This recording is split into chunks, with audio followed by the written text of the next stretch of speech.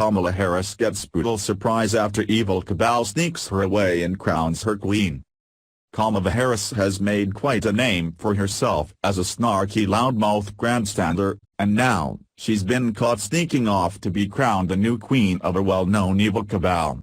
Insiders have spilled the beans about a private invitation-only event that just happened in the wealthy Hamptons area, where the evil Cabal secretly met to discuss their sick plans to take out President Donald Trump.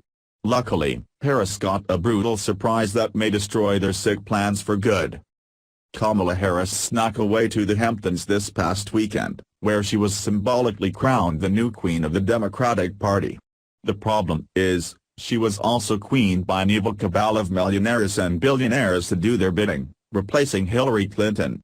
Knowing their leftist media cohorts aren't getting anywhere with the bogus Impeach 45 routine, the megabucks puppet masters have recruited Harris, and she just sold them her soul.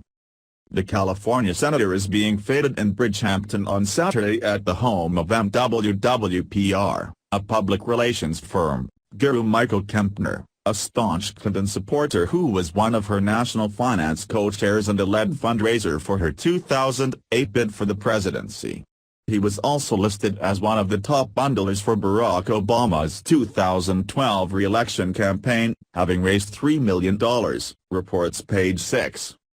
That was one of many stops for Harris, as she was invited to several homes of the ultra-rich who all gave her the nod to become the next president.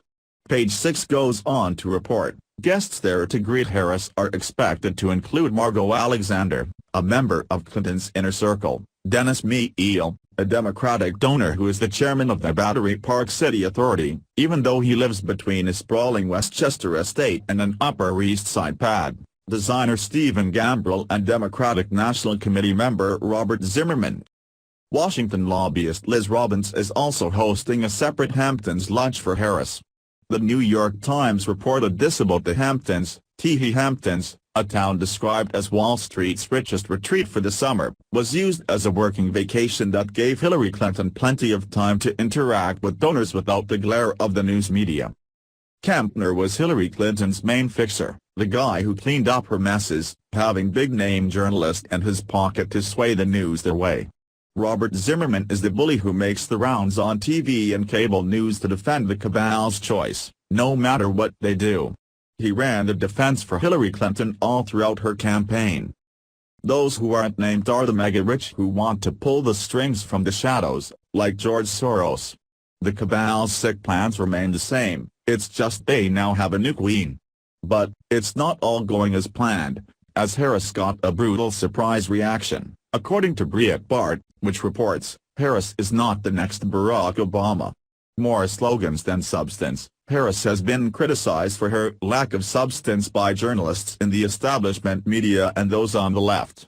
By grandstanding during Senate hearings and warning Republicans not to take away our stuff, Harris is showing that, as of now, she is all hat and no cattle. Another huge problem is Harris' sex scandal with former San Francisco Mayor Willie Brown. That's where Kempner comes in.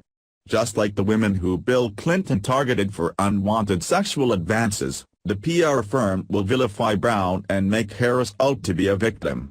They'll try to turn it into a positive, and Harris will become part of the far-left bogus sisterhood of victims.